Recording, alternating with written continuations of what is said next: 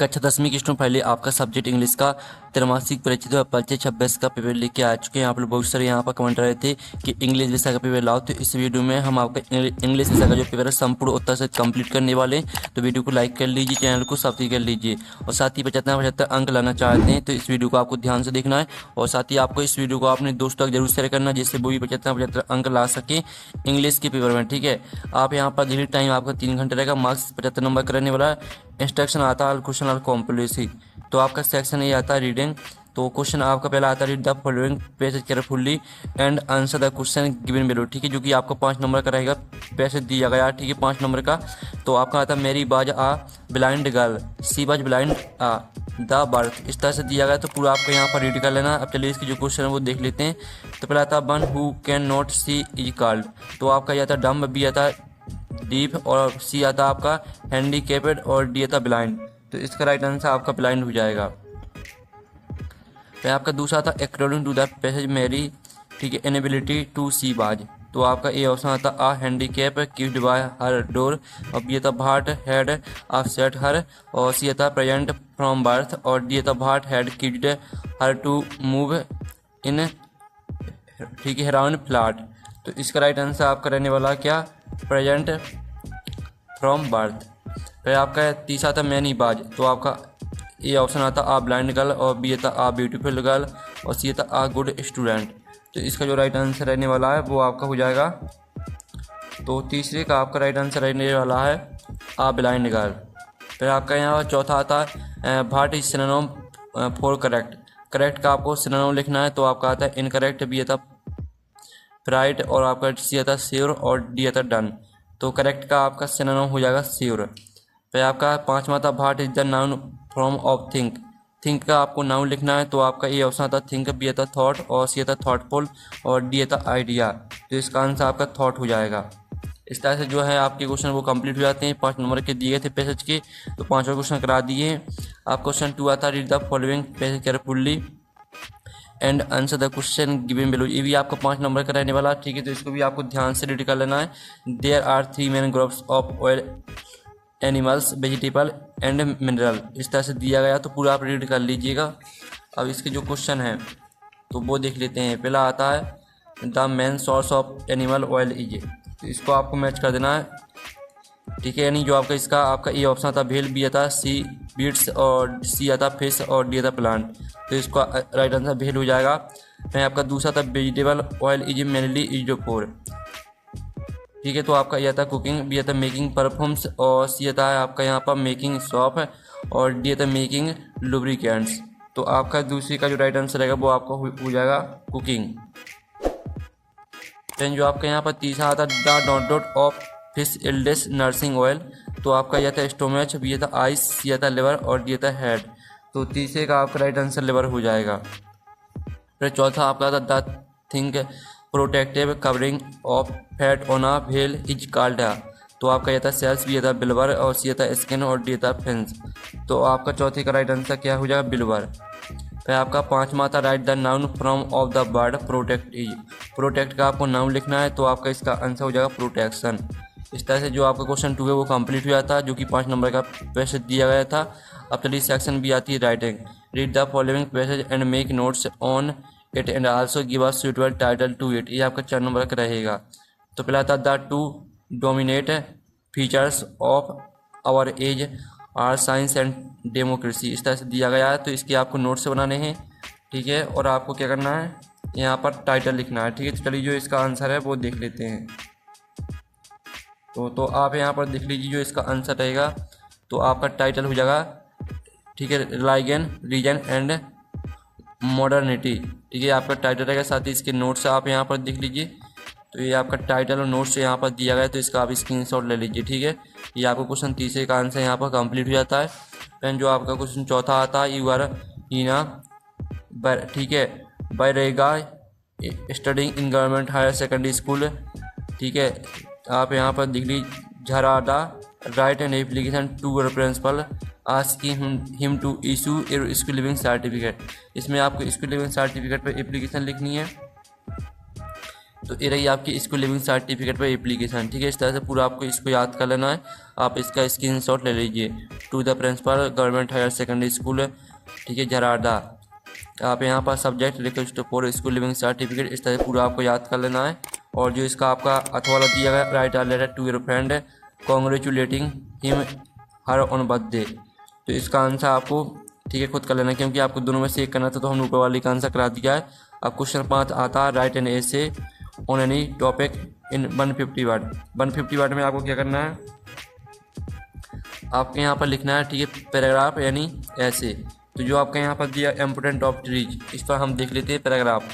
ये आपका important of trees पर पैराग्राफ दिया गया है, तो इसका आप स्क्रीनशॉट ले सकते हैं पूरा का पूरा। अब चलिए आपके यहाँ पर 6 आता है, जिसमें आपकी पिक्चर दी गई है। इस पिक्चर को देखकर आपको क्या करना है, ठीक है, इस पिक्चर को देखकर आपको लिखना है पैराग्राफ 75 वर्ड में, ठीक है। तो ये रहा आपका 6वें प्रश्न का आंसर, तो इसका भी आप स्क्रीनशॉट ले लीजिए, ठीक है। ये आपका 6वें प्रश्न का आंसर रहेगा। फिर आपका हम यहाँ पर देख लेते हैं प्रश्न 7। तो प्रश्न आपका 7 आता, सेक्शन सी आती ग्रामर। प्रश्न क्वेश्चन 7 आता, फिर in the blanks choosing the correct alternative given in the brackets any 5। आपको 5 करने, ठीक है, 6 आपके दिए गए हैं। तो पहला था Ram is sitting don't know Radha and सपना। तो इसका जो आंसर रहेगा वो आपका बिटवीन हो जाएगा पहले का। फिर आपका दूसरा आता है dot dot moon back slowly and silently. तो इसका आंसर आपका दा हो जाएगा। फिर आपका जो तीसरा था मंडे कम्स आफ्टर संडे। फिर आपका आता है B dot dot obey our teacher. तो बी शुड हो जाएगा। फिर आपका 5वां आता है the books is don't dot the table. तो इसका आंसर आपको ऑन हो जाएगा। फिर आपका जो 6वां आता है आई हैव रीड बुक्स। तो I have read many books. Many आपका रहेगा 7वें का आंसर, 6वें का आंसर, ठीक है। तो 6 के आंसर हमने करा दिए, लेकिन इसमें से आपको 5 करने हैं। फिर आपका डू एज डायरेक्टेड आपके आते हैं नहीं भाई, आपको 5 करने हैं। तो पहला आता he did not do his dirty, इसको आप अफर्मेटिव में चेंज करना है।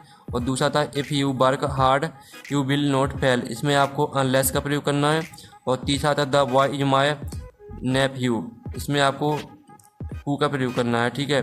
फिर जो आपका दिया hobby my games playing is, इसको आपको मीनिंगफुल सेंटेंस बनाना है। और 5वां था he is so fat that he can not run fast, इसमें टू का प्रयोग करना है। 6वां था ही टीचर्स हिंदी, इसको पैसिव वॉइस में चेंज करना है, ठीक है। तो चलिए हम इनके जो आंसर है वो देख लेते हैं। तो आप यहाँ पर देख लीजिए, ये रहा आपका डू एज डायरेक्टेड का सॉल्यूशन। पहले का आंसर रहेगा ही डिड हिज डर्टी। दूसरे का आंसर रहेगा unless you work hard you will fail. तीसरे का आंसर रहेगा the boy who is bearing a blue shirt in my nephew. चौथे का आंसर रहेगा my hobby is playing games. 5वें का आंसर आपका हो जाएगा he is too fat to run fast.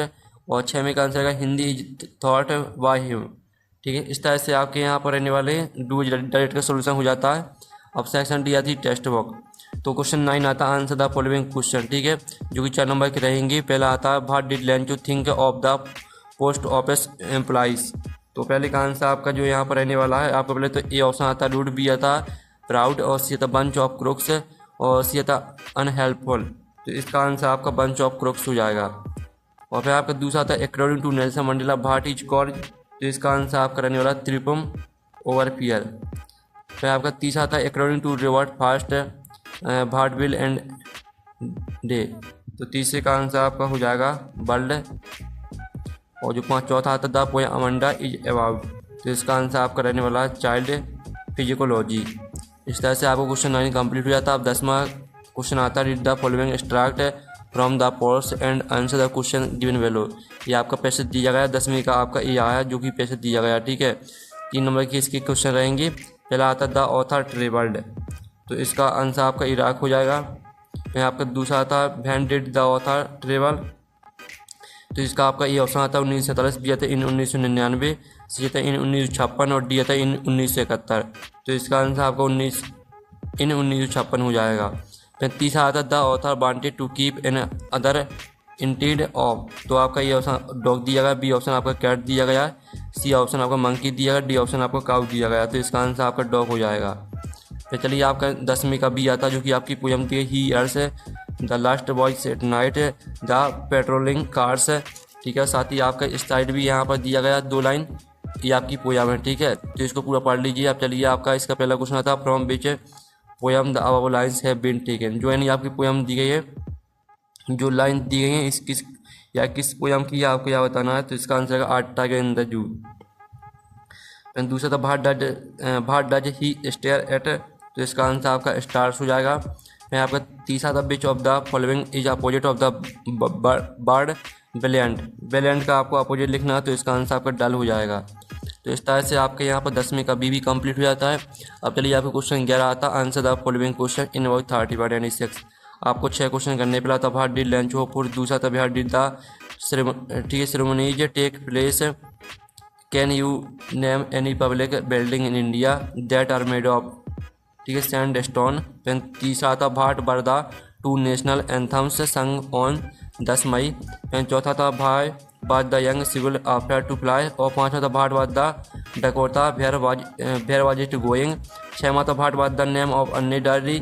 सातवां था भाट made mister Keesing allow funny to talk in the class. चलिए जो इनके आंसर वो देख लेते हैं। तो ये आपका यहाँ पहले क्वेश्चन का आंसर देख लीजिए, तीसरे क्वेश्चन का आंसर, पहले क्वेश्चन का आंसर देख लीजिए और दूसरे क्वेश्चन का आंसर आप यहाँ पर देख लीजिए। और ये आपका तीसरे क्वेश्चन का आंसर यहाँ पर ये द 2 नेशनल से लेकर आपका यहाँ तक। चौथे क्वेश्चन का आंसर है द यंग से लेकर आपका सक्सेसफुल तक। और पाँचवें क्वेश्चन का आंसर देख लीजिए, 6वें का और 7वें का। तो इस तरह से आपका क्वेश्चन यहाँ पर 11 कंप्लीट हो जाता है। फिर क्वेश्चन 12 आता है जिसमें आपको यहाँ पर answer the following question in about 30/22। इसमें आपको 2 क्वेश्चन करने ही पड़ा था। How does the tiger act in the cage. फिर दूसरा था how does Amanda want to be an orphan. फिर आपका तीसरा था भाट is a dust of snow. तो चलिए आपके यहाँ पर तीनों के आंसर देख लेते हैं। आपका पहले क्वेश्चन का आंसर रहेगा, दूसरे का आंसर और ये आपका तीसरे का आंसर। तो एक साथ आप स्क्रीनशॉट ले सकते हैं। फिर आपका यहाँ पर 13वां प्रश्न आता है जिसमें आप यहाँ पर देख लीजिए, इसमें भी आपको 3 क्वेश्चन दिए तो 2 करने हैं। तो आपका यहाँ पर 13वें की पहले वाले का आंसर देख लीजिए, ये आपका पहले क्वेश्चन का आंसर। फिर दूसरे क्वेश्चन का आंसर देख लीजिए और तीसरे क्वेश्चन का आंसर। फिर आपका 14वां आता है जिसमें आप यहाँ पर the what happens to the house when the trees move out of it.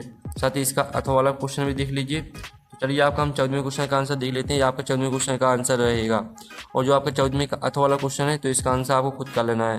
फिर 15वां आता है जिसमें आपको सेंट्रल आइडिया लिखनी है art tiger in the zoo पर। तो आप यहाँ पर देख लीजिए, जो आपका इसका अथवा वाला दिया गया फायर एंड आइस, इस पर सेंट्रल आइडिया हम देख लेते हैं। ये आपका 15वें की अथवा वाली का आंसर है जिसमें आपको फायर एंड आइस पर सेंट्रल आइडिया लिखनी थी। तो ये आपकी फायर एंड आइस पर सेंट्रल आइडिया है। साथ ही जो ऊपर वाले का आंसर है इसको आंसर आपको खुद कर लेना है। फिर आपको 16वां आता है answer the following question in about 75 word में आपको आंसर देना है। तो जो वाला आपका क्वेश्चन दिया गया है ये वाला चेंज हिज लाइफ वाला, तो इसका आंसर देख लीजिए, रहा इसका आंसर। मंडेला से लेकर आपका वर्ल्ड वाइड तक, ये आपका 16वें क्वेश्चन का आंसर हो जाता है। तो इस तरह से आपका हमने इंग्लिश का पेपर कंप्लीट करा दिया। तो वीडियो को लाइक कर लीजिए, चैनल को सब्सक्राइब कर लीजिए और साथ ही हम नेक्स्ट वीडियो में मिलते हैं। Thanks for watching.